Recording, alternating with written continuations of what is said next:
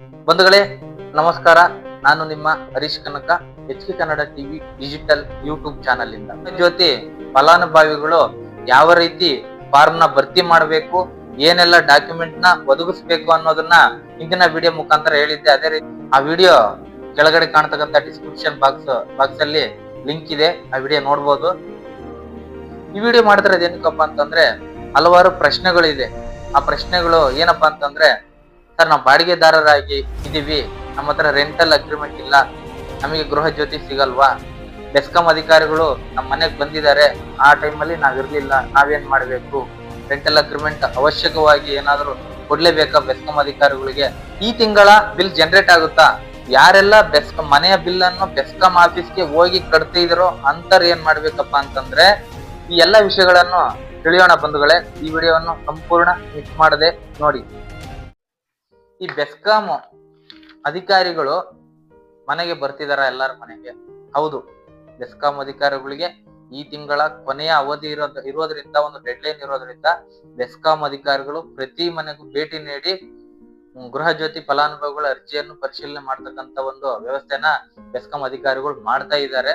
ಬೆಸ್ಕಾಂ ಅಧಿಕಾರಿಗಳು ಮನೇಲಿ ಬಂದಾಗ ನಾವ್ ಇರ್ಲಿಲ್ಲ, ನಾವೇನ್ ಮಾಡ್ಬೇಕು ಅನ್ನೋದು ಹೇಳೋದಾದ್ರೆ, ಬೆಸ್ಕಾಂ ಅಧಿಕಾರಿಗಳು ನಿಮ್ ಮನೆಗ್ ಬಂದಾಗ ನಾವಿರ್ಲಿಲ್ಲ ಅನ್ನೋದಾದ್ರೆ ಬೆಸ್ಕಾಂ ಆಫೀಸ್ಗೆ ಹೋಗಿ, ಸರ್ ನಾವು ಗೃಹ ಜ್ಯೋತಿ ಫಲಾನುಭವಿಗಳಾಗಿದ್ದೀವಿ, ಪರಿಶೀಲನೆ ಮಾಡೋದಕ್ಕೆ ನಮ್ ಮನೆಗ್ ಬಂದಾಗ ನಾವ್ ಇರ್ಲಿಲ್ಲ, ಈ ರೀತಿ ಇದೆ ಸರ್, ಇದೊಂದು ಮಾಡ್ಕೊಂಡ್ ಕೊಡಿ ಸರ್ ಅಂತಂದ್ರೆ ಅವರು ಬೆಸ್ಕಾಂ ಅಧಿಕಾರಿಗಳಿಂದ ಬೆಸ್ಕಾಂ ಆಫೀಸ್ ಅಲ್ಲಿ ಮಾಡ್ಕೊಡ್ತಕ್ಕಂತ ಒಂದು ವ್ಯವಸ್ಥೆ ಇದೆ. ಇನ್ನೊಂದು ಹೇಳೋದಾದ್ರೆ, ನಾವು ಬಾಡಿಗೆದಾರರಾಗಿ ವಾಸಿಸ್ತಾ ಇದೀವಿ ಸರ್ ಒಂದು ಸ್ಥಳದಲ್ಲಿ, ನಾವು ರೆಂಟಲ್ ಅಗ್ರಿಮೆಂಟ್ ಇಲ್ಲ, ಏನ್ ಮಾಡ್ಬೇಕು? ಅದಕ್ಕೋಸ್ಕರ ಬೆಸ್ಕಾಂ ಅಧಿಕಾರಿಗಳು ಏನ್ ಮಾಡಿದಾರಪ್ಪ ಅಂತಂದ್ರೆ, ಅವರೇ ಸ್ವತಃ ಬೆಸ್ಕಾಂ ಅಧಿಕಾರಿಗಳು ಒಂದು ಬಾಡಿಗೆದಾರರ ಕರಾರು ಪತ್ರ ಅನ್ನೋದನ್ನ ಒಂದು ಫಾರ್ಮ್ ನ ತಂದಿದ್ದಾರೆ. ಆ ಫಾರ್ಮ್ ನ ಭರ್ತಿ ಮಾಡಿದ್ರೆ ಸಾಕು. ಆ ಫಾರ್ಮ್ ಅಲ್ಲಿ ಏನಿದೆಯಪ್ಪ ಅಂತಂದ್ರೆ ಅಂತ ನೋಡೋದಾದ್ರೆ, ಈ ಫೋಟೋ ನೋಡ್ತಿರ್ಬೋದು, ಇದು ಬೆಸ್ಕಾಂ ಅಧಿಕಾರಿಗಳು ತಂದಿರ್ತಕ್ಕಂತ ಒಂದು ಬಾಡಿಗೆದಾರರ ಕರಾರು ಪತ್ರ. ರೆಂಟಲ್ ಅಗ್ರಿಮೆಂಟ್ ಯಾರ್ದೆಲ್ಲ ಇರಲ್ವೋ ಅವರು ಈ ಫಾರ್ಮ್ ನ ಭರ್ತಿ ಮಾಡಿದ್ರೆ ಸಾಕು, ಬೇರೆ ಏನೋ ಅವಶ್ಯಕತೆ ಇರಲ್ಲ. ಇದರಲ್ಲಿ ಹಲವಾರು ಪಾಯಿಂಟ್ಗಳನ್ನ ಕೊಟ್ಟಿದ್ದಾರೆ. ಈ ಬಾಡಿಗೆ ಕರಾರು ಒಪ್ಪಂದ ಪತ್ರವು ದಿನಾಂಕದಿಂದ ಯಾವ ದಿನಾಂಕವರೆಗೂ ಯಾವ ಸ್ಥಳದಲ್ಲಿ ನಿಶ್ಚಯ ಆಗಿದೆ ಈ ಪತ್ರದಲ್ಲಿ ಹೇಳಿದ್ದಾರೆ.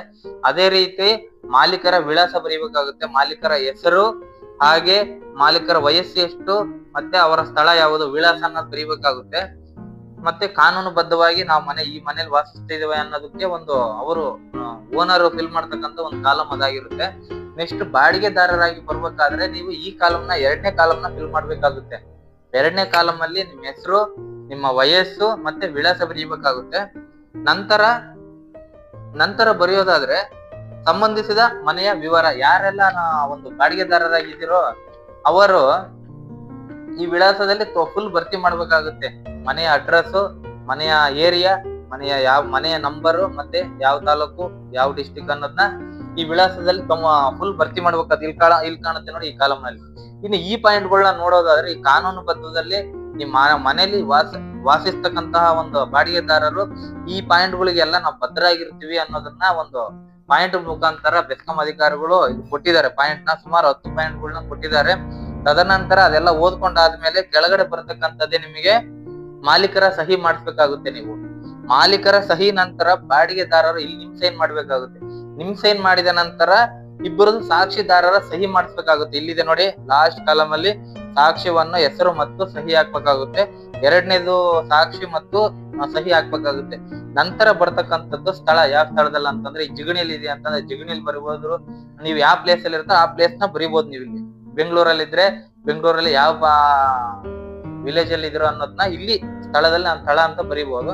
ಕೆಳಗಡೆ ಯಾವ ಡೇಟ್ ಅಲ್ಲಿ ಬೆಸ್ಕಾಂ ಅಧಿಕಾರಿಗಳು ಮನೆಯಲ್ಲಿ ಗೃಹ ಜ್ಯೋತಿ ಫಲಾನುಭವಿಗಳ ಅರ್ಜಿಯನ್ನು ಪರಿಶೀಲನೆ ಮಾಡಕ್ ಬರ್ತಾರೋ ಆ ಡೇಟ್ ನ ಇಲ್ಲಿ ಹಾಕ್ಬೇಕಾಗುತ್ತೆ. ಇಲ್ಲಿ ಮಾಡಾದ್ಮೇಲೆ ಇದು ಸಂಪೂರ್ಣ ಮುಕ್ತಾಯ ಆಗುತ್ತೆ. ಏನಕ್ಕಪ್ಪ ಅಂತಂದ್ರೆ, ಇದು ರೆಂಟಲ್ ಅಗ್ರಿಮೆಂಟ್ ನ ಬದಲಾಗಿ ಬೆಸ್ಕಾಂ ಅಧಿಕಾರಿಗಳು ತರ್ತಕ್ಕಂತ ಫಾರ್ಮ್ ಇದಾಗಿರುತ್ತೆ. ಯಾರೆಲ್ಲ ಬಾಡಿಗೆದಾರರು ಆಗಿದ್ರು ಅವ್ರ ಹತ್ರ ರೆಂಟಲ್ ಅಗ್ರಿಮೆಂಟ್ ಇಲ್ಲ, ಅವ್ರು ಯಾವುದೇ ತರದ ಭಯ ಪಡೋ ಅವಶ್ಯಕತೆ ಇಲ್ಲ.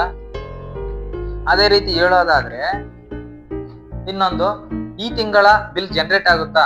ಈ ತಿಂಗಳು ಬಿಲ್ ಜನರೇಟ್ ಆಗುತ್ತೆ. ಯಾರೆಲ್ಲ UPI ಅಲ್ಲಿ ಒಂದು ಆನ್ಲೈನ್ ಅಲ್ಲಿ ಪೇ ಮಾಡ್ತಾ ಇದ್ದೀರೋ ಅವರು ಬಿಲ್ ನ ಆನ್ಲೈನ್ ಅಲ್ಲೇ ಪೇ ಮಾಡ್ಬೇಕಾಗುತ್ತೆ. ನಂತರ ಯಾರೆಲ್ಲ ಮನೆಯ ಬಿಲ್ ಅನ್ನು ಬೆಸ್ಕಾಂ ಆಫೀಸ್ಗೆ ಹೋಗಿ ಕಟ್ತಿದ್ರು ಅಂತರ್ ಏನ್ ಮಾಡ್ಬೇಕಪ್ಪ ಅಂತಂದ್ರೆ, ಅವರು ಬೆಸ್ಕಾಂ ಆಫೀಸ್ಗೆ ಹೋಗಿ ನಿಮ್ಮ ಮನೆಯ ಬಿಲ್ ನಂಬರ್ ಹೇಳಿದ್ರೆ ಅವ್ರು ಇಷ್ಟು ಬಿಲ್ ಆಗಿದೆ ಅಂತ ಹೇಳಿದಾಗ ಆ ಬಿಲ್ ನ ಈ ತಿಂಗಳು ಡೇಟ್ ಒಳಗಡೆ ಪಾವತಿ ಮಾಡ್ಬೇಕಾಗುತ್ತೆ. ಇಲ್ಲ ಅಂತಂದ್ರೆ ನಿಮಗೆ ಈ ತಿಂಗಳು ಯಾವುದೇ ತರದ ಬಿಲ್ ಜನರೇಟ್ ಆಗಲ್ಲ. ಬಿಲ್ ಜನರೇಟ್ ಆದ್ರೂ ಆನ್ಲೈನ್ ಅಲ್ಲಿ ಜನರೇಟ್ ಆಗುತ್ತೆ, ನೋಡ್ಕೊಂಡ್ ಕಟ್ಬೋದು. ಇಲ್ಲ ಅಂತಂದ್ರೆ ಬೆಸ್ಕಾಂ ಆಫೀಸ್ಗೆ ಹೋಗಿ ಕಟ್ಬೇಕು.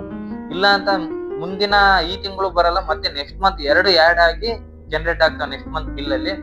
ಆ ಬಿಲ್ ನ ಮತ್ತೆ ಕಟ್ಬೇಕಾಗುತ್ತೆ. ಈ ತಿಂಗಳು ಯಾವುದೇ ತರದ ಬಿಲ್ ಜನರೇಟ್ ಆದ್ರೂ ಬೆಸ್ಕಾಂ ಅಧಿಕಾರಿಗಳು ಬಂದು ಇಸ್ಕೊಂಡು ಹೋಗ್ತಕ್ಕಂತ ವ್ಯವಸ್ಥೆ ಮಾಡಲ್ಲ.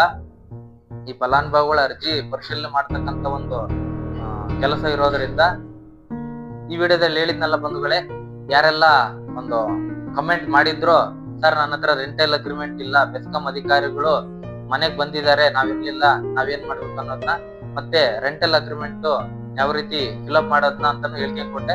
ಈ ಮುಂದಿನ ಎಲ್ಲಾ ವಿಡಿಯೋಗಳ ಅಪ್ಡೇಟ್ಗಳಿಗಾಗಿ ನಮ್ಮ ಚಾನೆಲ್ ನ ಲೈಕ್ ಮಾಡಿ, ಸಬ್ಸ್ಕ್ರೈಬ್ ಮಾಡಿ, ಬೆಲ್ ಬಟನ್ ಒತ್ತಿ. ನಮಸ್ಕಾರ ಬಂಧುಗಳೇ, ಮುಂದಿನ ವಿಡಿಯೋದಲ್ಲಿ ಸಿಗ್ತೀನಿ.